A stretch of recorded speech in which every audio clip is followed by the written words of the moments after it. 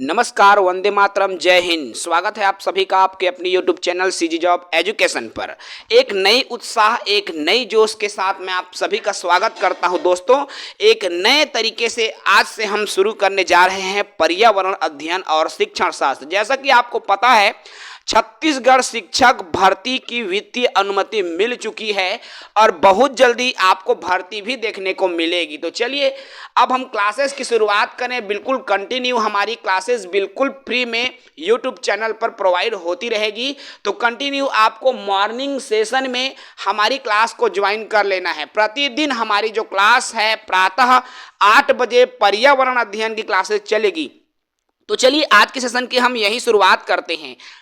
आज के इस वीडियो में हम यूनिट 1 पर बात करेंगे, इकाई 1 पर बात करेंगे और इकाई 1 में 2 वीडियो आएगी, ठीक है। क्योंकि वीडियो ज़्यादा लंबा नहीं करेंगे, प्रत्येक यूनिट को 2-2 वीडियो में कवर करने का हम प्रयास करेंगे। तो चलिए शुरू करें। यूनिट 1 है जिसमें आज की हमारा टॉपिक रहेगा स्वयं के पर्यावरण को समझना। यानी आप एक अपने परिवेश के पर्यावरण को कैसे समझेंगे, बच्चों को कैसे समझाएंगे, पर्यावरण को समझें। इसके पहले हमको पर्यावरण को परिभाषित रूप में जानना जरूरी होता है कि आखिर ये पर्यावरण है क्या चीज। देखिए, हमारे चारों ओर से घिरे हुए वातावरण को पर्यावरण कहते हैं। कहने का तात्पर्य है जो चीज हम देख पा रहे हैं, चाहे वो नदी हो, नरवा हो, नाला हो, पताल हो, जो भी चीजें हमन जो देखा था है ना, वो हमारा क्या है, पर्यावरण है। चाहे वो चीज जीवित रूप में रहे, चाहे वो चीज मरे हुए रहे, हर वो चीज जो हमारी आंखों से हमको दिखाई दे रहा है वो सभी चीजें पर्यावरण के अंतर्गत आता है। यानी कि जैविक अजैविक घटकों से निर्मित वातावरण को हम पर्यावरण कहते हैं। अब मानव इनके प्रमुख घटक है भाई। अब हम दूसरों को तो देख रहे हैं, तो हम मनुष्य को भी देख रहे हैं, मतलब मनुष्य भी पर्यावरण के एक घटक में से एक होता है। तो पर्यावरण की एक सामान्य समझ क्या है कि जितने भी चीजें वातावरण में हम देख पा रहे हैं वो हमारा पर्यावरण है, ठीक है। इसी में एक चीज याद रखना, पर्यावरण संरक्षण अधिनियम 1986 और इसके अनुसार पर्यावरण किसी जीव के चारों ओर घिरे भौतिक और जैविक दशाएं व उनके साथ अंतःक्रिया की गतिविधियों को शामिल करता है। यह परिभाषित किया है पर्यावरण संरक्षण अधिनियम 1986 के अनुसार।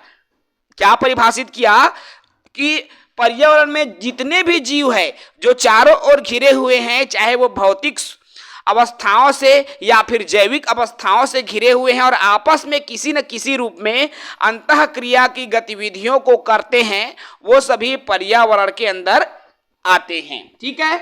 चलिए आगे बात कर लेते हैं। अब पर्यावरण की परिभाषा की मैंने जब बात किया तो बार बार एक शब्द आया है, वो है घटक। आखिर पर्यावरण के घटक क्या होते हैं? तो देखिए, पर्यावरण की जब घटक की बात आती है, पर्यावरण के 3 घटक होते हैं। एक तो होता है जैविक घटक, एक होता है अजैविक और एक ऊर्जा घटक। अब पर्यावरण की ये 3 घटक है, तो चलिए सबसे पहले बात कर लेते हैं जैविक घटक की। तो देखिए, जैविक घटक में सूक्ष्म जीव, पेड़ पौधे, जंतु आते हैं। जितने भी सूक्ष्म जीव यानी कि छोटे जो जीव जंतु हैं, छोटे हो या बड़े हो, ठीक है, जो जीवित हैं। यानी कि एक चीज याद रखना, यहां पर पेड़ पौधे भी जीवित हैं क्योंकि वो बढ़ते हैं, खाना खाते हैं, है ना भाई, सब चीजें वो करते हैं। जैविक घटकों में जीव जंतु तो आते ही हैं, साथ ही साथ पेड़ पौधों को भी इसमें शामिल किया गया है। सेकंड आता है अजैविक घटक, जिसको हम भौतिक घटक के नाम से भी जानते हैं। तो ये क्या होता है? देखिए, जल, वायु, स्थल, खनिज तत्व, ठीक है, ये सभी चीजें अजैविक घटक या भौतिक घटक में शामिल रहते हैं, ठीक है। अजैविक क्यों है भाई? ये क्योंकि ये जीवित नहीं है, लेकिन ये भौतिक रूप से हमारे धरती पर विद्यमान है, इसलिए इसको भौतिक घटक के नाम से भी जाना जाता है। थर्ड आता है ऊर्जा घटक, और ये ऊर्जा घटक हमको कहां से मिलता है? तो सौर ऊर्जा, सोलर एनर्जी से मिलता है, भूतापीय ऊर्जा से प्राप्त होते हैं। और आजकल ऊर्जा के घटक का भी आजकल जगह जगह गांव-गांव में सोलर पैनल लगा थे। काबर की बिजली बिल की महंगाई 2000, 3000, 4000 के बिजली बिल की अवधि की वजह से सब सोलर पैनल यानी कि इसी ऊर्जा घटक के अब उपयोग कर रहे हैं लोग, है ना भाई। ऊर्जा जो एनर्जी है, सोलर एनर्जी है, सौर ऊर्जा है, उनको स्टोर करके फिर उनको विद्युत ऊर्जा में चेंज किया जा रहा है। ठीक है, चलिए नेक्स्ट बात करते हैं। अगला पर्यावरण के अब प्रकार की बात कर लेते हैं। पर्यावरण जो है दो प्रकार का होता है, आप सबको पता होगा। एक तो होता है दोस्तों प्राकृतिक पर्यावरण और एक होता है मानव निर्मित पर्यावरण। तो पर्यावरण के दो प्रकार हैं, प्राकृतिक पर्यावरण और मानव निर्मित पर्यावरण। तो चलिए सर्वप्रथम बात कर लें प्राकृतिक पर्यावरण। नाम से स्पष्ट है, प्राकृतिक यानी कि वो पर्यावरण जो कि प्राकृतिक रूप से विद्यमान है, यानी कि ना तो उनके जैसे घर हो गया, इमारत हो गया, तो इनको हमने बनाया है, इंसानों ने बनाया है, लेकिन जो प्राकृतिक रूप से विद्यमान है उनको इंसानों ने नहीं बनाया, क्योंकि वो नेचुरली है वो चीज। तो इसमें प्राकृतिक परिवेश को शामिल किया जाता है प्राकृतिक पर्यावरण में। जैसे भूमि, क्या भूमि को इंसानों ने बनाया है? नहीं। जल को इंसानों ने नहीं बनाया, वायु को नहीं बनाया, पादप को नहीं बनाया, जीव जंतु को नहीं बनाया। तो ये सभी चीजें जो कि नेचुरली हमको मिलता है, पर्यावरण से हमको मिलता है, प्राकृतिक पर्यावरण के अंतर्गत आता है। और इस प्राकृतिक पर्यावरण को भी हम तीन प्रकार से बांट सकते हैं। क्या क्या तीन प्रकार? एक तो है जलमंडल, जो चीजें जल में विराजमान हो, स्थल मंडल जो नेचुरली तरीके से स्थल में हो, वायुमंडल जो नेचुरली तरीके से वायु में उपस्थित हो। तो ये तीन प्रकार से हम प्राकृतिक पर्यावरण को डिफाइन करते हैं। ठीक है, अब इन तीन प्रकारों की बात करूं तो सर्वप्रथम आता है जलमंडल, जल, वाटर। तो संपूर्ण पृथ्वी के 3/4 हिस्सा पूरा जल से ही घिरा हुआ है, यानी कि 100% में से 71% भाग तो इस धरती पर जल ही है मेरे दोस्तों। तो हम केवल और केवल 29% में हम निवास करते हैं, रहते हैं। देखिए पूरा 71% पूरा जल से ही लबालब है, भरे हुए हैं, और हम 29% भाग पर निवास करते हैं। अब आप ये सोचते होंगे कि 71% तो पूरा जल है, लेकिन हमारे गांव में तो पूरा मैदान दिखते, जल तो ज्यादा है नहीं, 2-4 नदियां नरवा हवा, कैसे 71% है? तो जो 71% का जो डाटा है दोस्तों, वो समुद्र से ज्यादातर मिला हुआ है। अर्थात जब आप महासागर की बात करते हैं, जब आप समुद्र की बात करते हैं, तो एक बहुत बड़ा एरिया, ठीक है, एक ब्रॉड एरिया है जो उसमें इंक्लूड हो जाता है। इस वजह से जो जलमंडल का जो भाग है 71% है इन पूरे कहना चाहिए देश में या पूरे दुनिया की बात कर लेते हैं। ठीक है, संपूर्ण पृथ्वी की बात हो रही है। तो याद रखना 71% भाग पर जल है और 29% भाग स्थल है।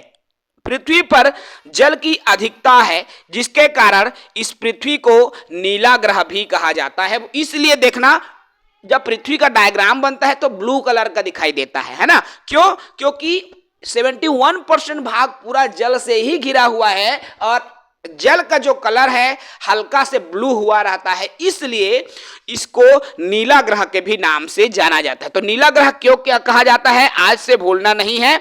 71% भाग पर जल है, इसको भी आपको भूलना नहीं है। चलिए संपूर्ण जल का 97.5, देखिए अब जितने भी जल है, माने कि 71% जल में से 97% अर्थात 97.5% महासागरीय जल है। महासागरीय मतलब ऐसे जल जो या तो एकदम नमकीन रहते, नुनछुर जल हम खाए नहीं सकन, पिए नहीं सकन, सब्जी में डाले नहीं सकन, है ना भाई? मतलब 97.5% जल जो है बिल्कुल पीने योग्य न है। ओमा के सिर्फ और सिर्फ 2.5% जल ही हमन पिए व उपयोग करथन। समझ रहे हो? देखो इतने जल में से सिर्फ 2.5% वाटर को हम यूज करते हैं पीने के लिए। ठीक है, चलिए अब बात करेंगे स्थल मंडल की। जल की तो मैंने बात कर ली। अब देखिए अभी मैंने कहा पूरे पृथ्वी में स्थल मंडल का जो क्षेत्रफल है वो पूरे भाग में 29% है, क्योंकि 71% तो जल ले गया, शेष बचा स्थल 29%। और इसके भूपृष्ठ पर पाए जाने वाले ठोस पदार्थों की ये परत है। ठीक है, इस पृथ्वी पर देखो, अब इस पृथ्वी पर तीन प्रकार के मंडल पाए जाते हैं पूरा स्थल में। तीन प्रकार के मंडल, एक तो होता है भूर्प पट्टी, मेटल और कोर। ये तीन प्रकार के मंडल पाए जाते हैं। इसको ज्यादा डिटेल्ड नहीं करेंगे क्योंकि इतना ज्यादा अंदर से नहीं आता है, इतना याद रखेंगे, ठीक है।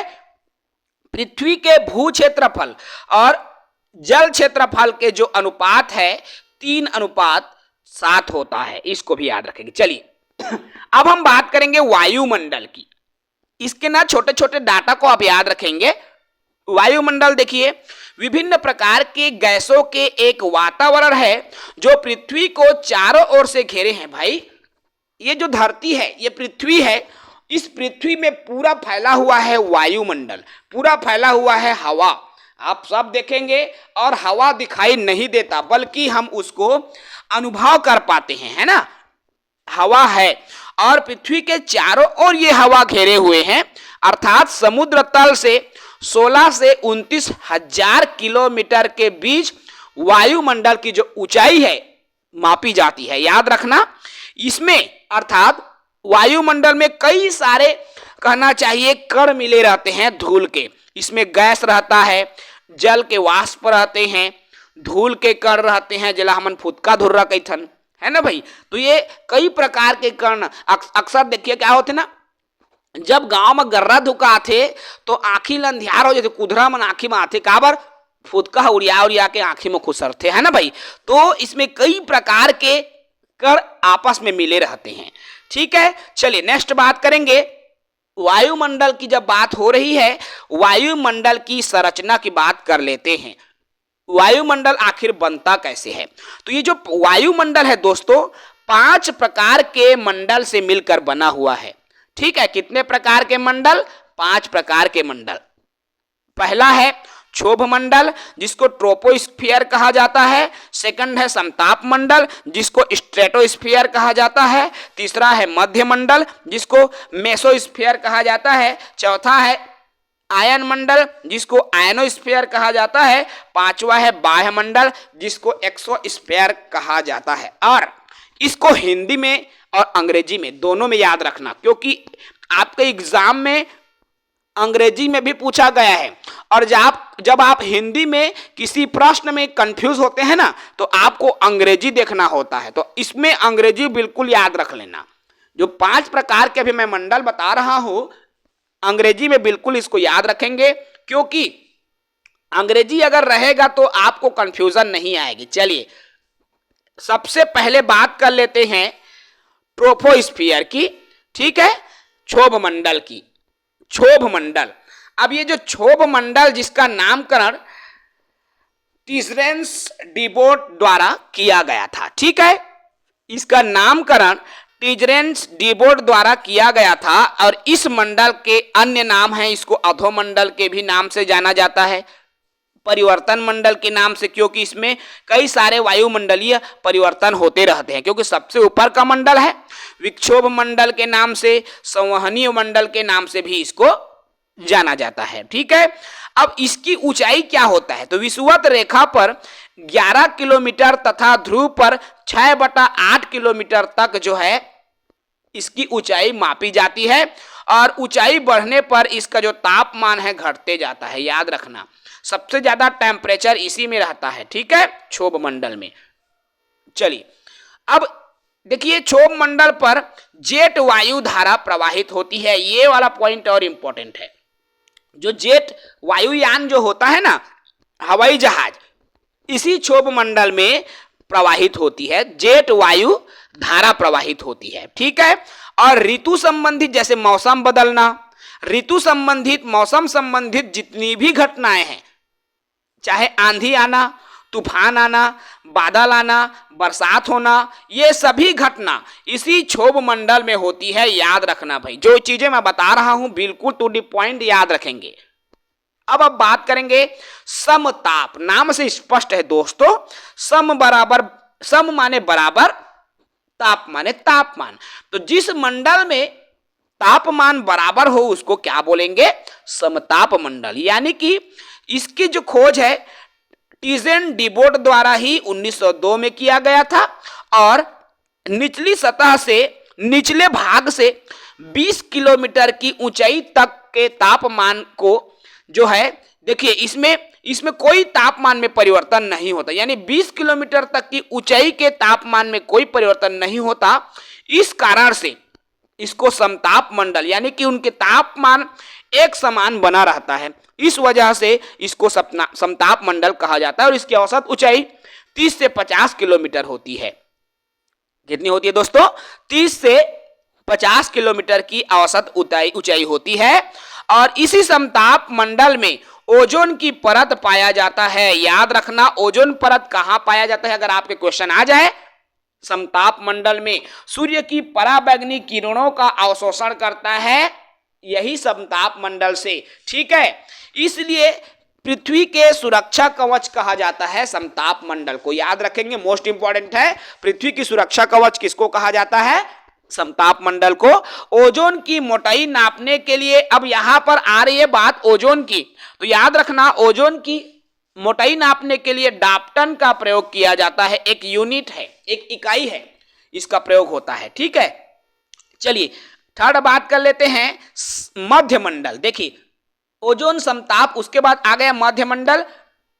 इसकी जो औसत ऊंचाई है 50 से 90 किलोमीटर तक पाई जाती है। याद रखेंगे मेरे दोस्तों, 50 से, उसमें 30 से 50 किलोमीटर, अब इसमें 50 से 90 किलोमीटर तक की औसत ऊंचाई। और जैसे जैसे मध्य मंडल में ऊपर जाते हैं, ऊंचाई बढ़ती जाती है, तो तापमान भी कम होने लगता है। ठीक है, चलिए चौथा आ गया आयन मंडल। चौथा क्या आ गया दोस्तों?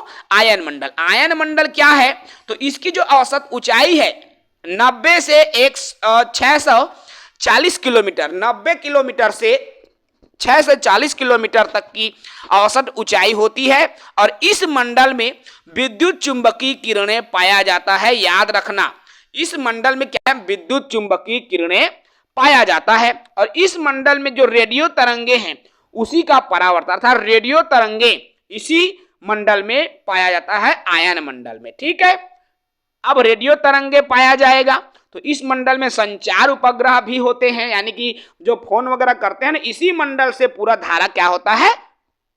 करंट जो सप्लाई होता है, एक प्रकार से कह सकते हैं। ठीक है, ध्रुवों पर लाल रंग का अरोरा ज्योति जो चमक होती है ना, जो ध्रुव तारा, ध्रुव में लाल रंग के अरोरा ज्योति की जो चमक होती है, इसी मंडल के कारण होती है। ये पॉइंट भी याद रखेंगे। चलिए अब आता है अंतिम, इसमें पांचवा, बाह्य मंडल। अब इसकी जो औसत ऊंचाई है 640 किलोमीटर से ऊपर की होती है। और इस मंडल में हाइड्रोजन और हीलियम जैसे जो हल्की गैसें हैं वो पाया जाता है। ठीक है, किसमें? आपके बाह्य मंडल में। अब चलिए, पृथ्वी की अब बात हो ही रही है, स्थल मंडल की बात हो ही रही है, जल और वायु की बात हो ही रही है, तो इस धरती पर, इस पृथ्वी पर कितने प्रतिशत ऑक्सीजन है, नाइट्रोजन है, एल्यूमिनियम है, लोहा है, उसकी भी जानकारी दे दूं, क्योंकि ये प्रश्न भी आपके पूछे जा चुके हैं। तो हमारे पृथ्वी पर ऑक्सीजन की मात्रा लगभग 44.6% ऑक्सीजन है। याद रखना, सिलिकॉन की मात्रा पृथ्वी पर संगठन है ना, ये कहना चाहिए मिला हुआ है। सिलिकॉन 27.7% है, एल्यूमिनियम 8.1% है, लोहा 5% है, कैल्शियम 3.6, सोडियम 2.83 है। याद रखें। अब वायुमंडल में कौन कौन सी गैस है, इसको देख लो। यहां से क्वेश्चन तो आते ही हैं, और 100% मान के चलो। वायुमंडल में गैसों की मात्रा, वायुमंडल में जो नाइट्रोजन गैस है 78.03%, सबसे ज्यादा नाइट्रोजन गैस की अधिकता है वायुमंडल में। उसके बाद आता है ऑक्सीजन गैस, 20.99% ऑक्सीजन है, 0.94% आर्गन है, 0.03% कार्बन डाइऑक्साइड है, 0.0018% नियान है, 0.0005% हीलियम है, और ओजोन गैस आपका 0.00001% ओजोन गैस की मात्रा वायुमंडल में विराजमान है। ठीक है, तो यहां तक आपको पता होना चाहिए दोस्तों, क्योंकि इंपॉर्टेंट है और इंपॉर्टेंट को बताना हमारा उद्देश्य है। ठीक है, चलिए अब हम बात कर लेते हैं जैव भू रासायनिक चक्र की। क्या होता है ये जैव भू रासायनिक चक्र?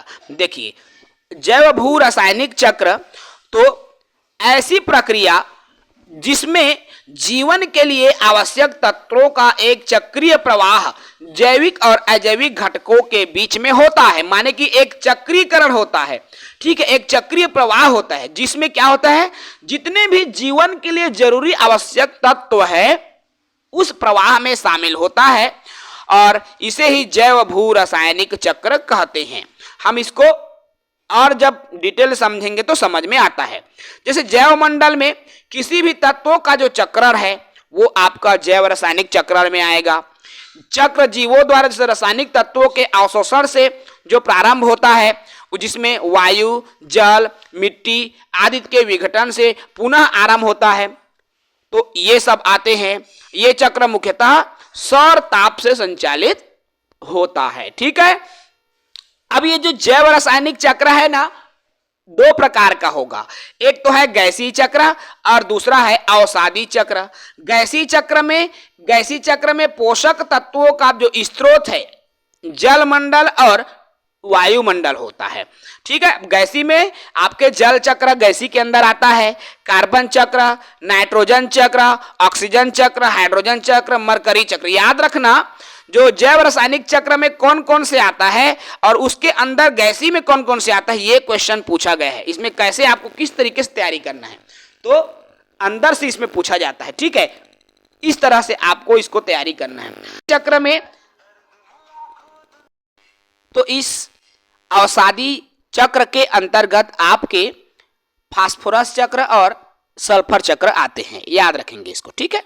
चलिए आगे बढ़ते हैं। जल चक्र की बात कर लेते हैं जिसको वाटर साइकिल के नाम से जाना जाता है। जल चक्र पृथ्वी पर जीवन के लिए बहुत ही आवश्यक होता है जल, क्योंकि जल ही जीवन है। और पानी को जब हम चेंज करते हैं वो तीन अवस्था में बदलता है। एक तो हम ठोस रूप में बदल सकते हैं, द्रव के रूप में तो रहता ही है, और गैसीय फॉर्म में भी हम उसको चेंज कर सकते हैं।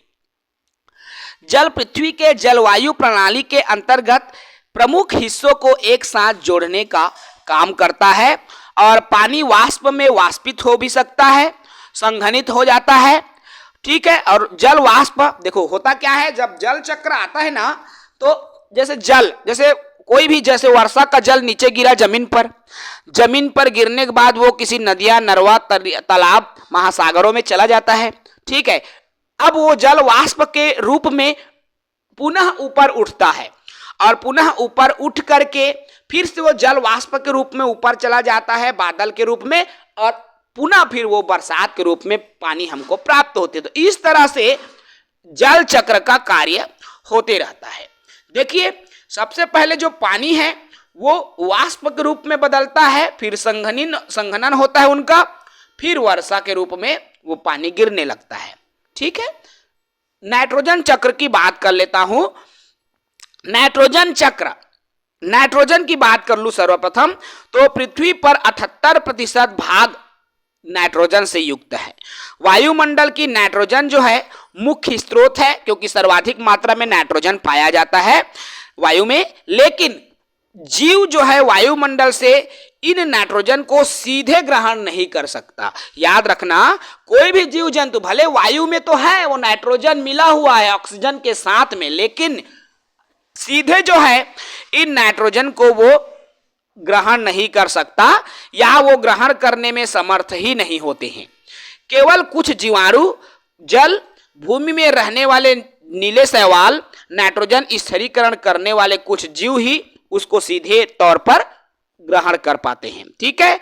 जैसे पौधे नाइट्रेट आयन को सीधे अमीनो समूह में बदलने के लिए सीधे जो है पौधे जमीन से ग्रहण करते हैं, ठीक है। तो इस तरह से नाइट्रोजन चक्र होते रहता है। ऑक्सीजन चक्र की बात करूं तो ऑक्सीजन इस वायुमंडल में 21% भाग पर ऑक्सीजन है, और ऑक्सीजन जीवों में श्वसन ग्रहण करता है, यानी कि जीवों में श्वसन लेने के लिए, सांस लेने के लिए ऑक्सीजन की जरूरत पड़ती है। यह कार्बोहाइड्रेट का ऑक्सीकरण करता है और पानी और कार्बन डाइऑक्साइड बनाता है। ठीक है, हरे पौधे जल कच्चे पदार्थ के रूप में कार्य करता है और प्रकाश संश्लेषण की क्रिया करके ऑक्सीजन गैस देता है, और हम जब सांस छोड़ते हैं तो कार्बन डाइऑक्साइड गैस छोड़ते हैं और उसको पौधे लेते हैं, पेड़ पौधे, और पेड़ पौधे के द्वारा छोड़े गए ऑक्सीजन को इंसान जितने जीव जंतु है ग्रहण करते हैं। ठीक है, चलिए बात कर लेंगे कार्बन चक्र की। कार्बन चक्र तो जीवन का आधार माने जाने वाले सभी जीव द्रव्यों में कार्बनिक यौगिक उपस्थित रहता है, और इन कार्बनिक यौगिकों में प्रोटीन आते हैं, कार्बोहाइड्रेट आते हैं, वसा आता है, न्यूक्लिक अम्ल आता है जिसको न्यूक्लिक एसिड कहते हैं। ये सभी जीवधारियों में प्रमुख रूप से ऊर्जा के स्रोत के रूप में विद्यमान होता है, अर्थात इन्हीं चीजों से किसी भी जीव के बॉडी में ऊर्जा मिलती है। ठीक है, अब ये करता क्या है, ये ऊर्जा ऑक्सीजन से ऊर्जा मिलती है। ठीक है, अब वायुमंडल में 0.03% कार्बन डाइऑक्साइड होती है, CO2 होती है, और इसका उपयोग सर्वप्रथम हरे पेड़ पौधे करते हैं। ठीक है, कौन करते हैं, हरे पेड़ पौधे कार्बन डाइऑक्साइड का उपयोग करते हैं और प्रकाश संश्लेषण की क्रिया करते हैं, और क्रिया के परिणाम स्वरूप वो अपने लिए भोज्य पदार्थ का निर्माण करते हैं, और इसमें एक जो है कार्बोहाइड्रेट का निर्माण तो होता ही है, और ये ऑक्सीजन गैस रिलीज करते हैं, छोड़ते हैं। ठीक है, उसी ऑक्सीजन को फिर जीव जंतु ग्रहण करते हैं। क्लियर है दोस्तों? चलिए अब हम बात करेंगे बच्चों के दृष्टिकोण से पर्यावरण की रोचक। अब बच्चों के दृष्टिकोण में पर्यावरण कितना इंटरेस्टिंग है, कितना रोचक है, तो किसी भी वस्तु को देखकर उसके बारे में जानने की जिज्ञासा ही रोचकता है। यानी पर्यावरण के जितने भी चीजें हैं, अगर बच्चे को उसके बारे में जानने की जिज्ञासा हो तो हम ये कहते हैं कि बच्चों में पर्यावरण के प्रति रुचि है, रुचि जागृत हो रही है। ठीक है, अब ऐसे होता क्या है, बच्चे अपने आसपास के चीजों के बारे में देखते हैं, सोचते हैं। ठीक है, और ये सवाल उनके मन में आता है, आखिर ये चीज आया तो आया कैसे, कहां से आया। इस तरह के सवाल बच्चों के मन में जिज्ञासा को उत्पन्न करता है, और उसी जिज्ञासा के परिणाम स्वरूप बच्चे में पर्यावरण के प्रति क्या पैदा होती है, रुचि पैदा होती है, रोचकता पैदा होती है। ठीक है, तो बच्चे जो है उनका एक नजरिया, खास नजरिया होता है। बच्चे को जो जानने की इच्छा अलग होती है, कुछ करने की इच्छा होती है विषय से, क्योंकि अगर बच्चा देखिए उसी चीज को वो परिवेश में देख पा रहा है जिस चीज को वो कक्षा में पढ़ रहा है, ऐसे में तो उनकी रुचि और बढ़ जाती है, क्योंकि उनको लगता है कि मैं जो पढ़ा हूं मुझे अपने ही मोहल्ले में दिख रहा है, तो भाई उनको तो इच्छा होगी ना उस चीज को जानने की। तो ये होता है बच्चों की जो रुचि है इस तरह से डेवलप होती है। ठीक है, बच्चों का पर्यावरण और आरंभिक शिक्षा कैसे होनी चाहिए, पर्यावरण की शिक्षा।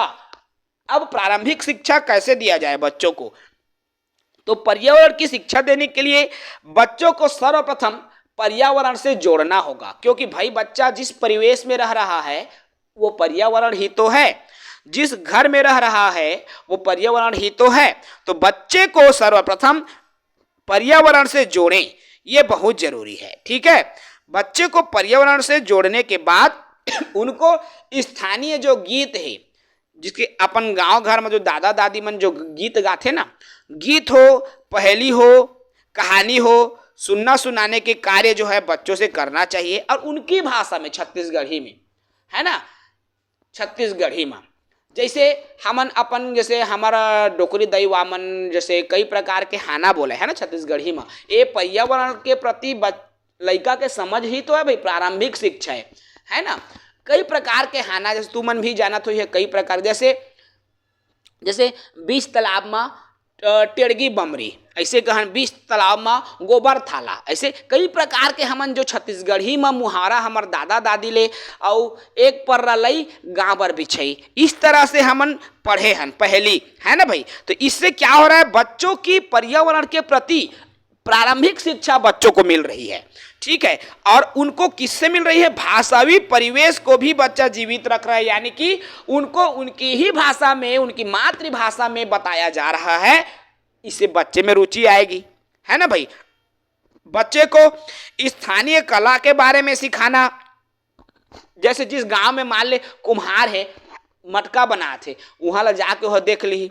जैसे कहूँ घर गाय है, दूध दुहा थे तो वो दूध दुहाई ला देख ली, है ना भाई। कई जन बढ़ई के काम करा थे, मिस्त्री के काम करा थे, वो चीज ला देखा था लड़का हा। यानी कि वो परिवेश से आपस में जुड़ा थे और जुड़ के वो क्या कर रहा है, सीख रहा है। ठीक है, तो बच्चों से जब हम बातचीत करते हैं, बच्चों को अवसर दे, बेटा घर में काका देखे तो अड़ोस पड़ोस में काय काय देखे। जब हम उनसे आपसी बातचीत करते हैं, उनको बातचीत का अवसर देते हैं, इससे क्या होता है, बच्चों का परिवेश के संदर्भ में उनके विचार को हमको जानने का अवसर मिलता है। और ये प्रारंभिक शिक्षा का, पर्यावरण के प्रति प्रारंभिक शिक्षा का एक चरण कह सकते हैं। ठीक है, तो इस तरह से ये फर्स्ट यूनिट को हम कंप्लीट करते हैं दोस्तों। ज़्यादा कुछ नहीं है, थ्योरी ही है। और आपको अगर समझ में नहीं आया तो दोबारा रिपीटेड देख सकते हो, रिपीट करके देख सकते हो। हमने पूरे फर्स्ट यूनिट को कवर करवा दिया है। कल के सेशन में हमारी सेकंड यूनिट चलेगी साथियों। बिल्कुल हमारे साथ जुड़े रहेंगे, कंटिन्यू प्रतिदिन आप ये वीडियो मिलता रहेगा। प्रातः 8 बजे या 9 बजे की हमारी शेड्यूल रहेगी। आज तो वीडियो बनाने में लेट हो गया तो आज का वीडियो आपको लेट से मिलेगी। ठीक है, लेकिन कंटिन्यू कोशिश हमारी रहेगी आपको 8, साढ़े 8, 9 बजे तक हमारा वीडियो प्रोवाइड होती रहे। तो चलिए इस वीडियो को इतना ही रखते हैं। जो भी साथी शिक्षक भर्ती, सहायक शिक्षक की तैयारी कर रहे हैं, हमारे साथ जुड़ सकते हैं। अगर हमारे नोट्स को परचेस करना है, आपको कांटेक्ट नंबर दिखाई दे रहा है। ठीक है, आपको थंबनेल में ही कांटेक्ट नंबर दिखता है, आप थंबनेल से ले सकते हैं और हमारे नोट्स को परचेस कर सकते हैं। एप्लीकेशन से मिल जाएगी दोस्तों, तो आप बिल्कुल एप्लीकेशन में जाकर हमारे नोट्स को, पेड बैच को ज्वाइन कर सकते हैं। जय हिंद, वंदे मातरम।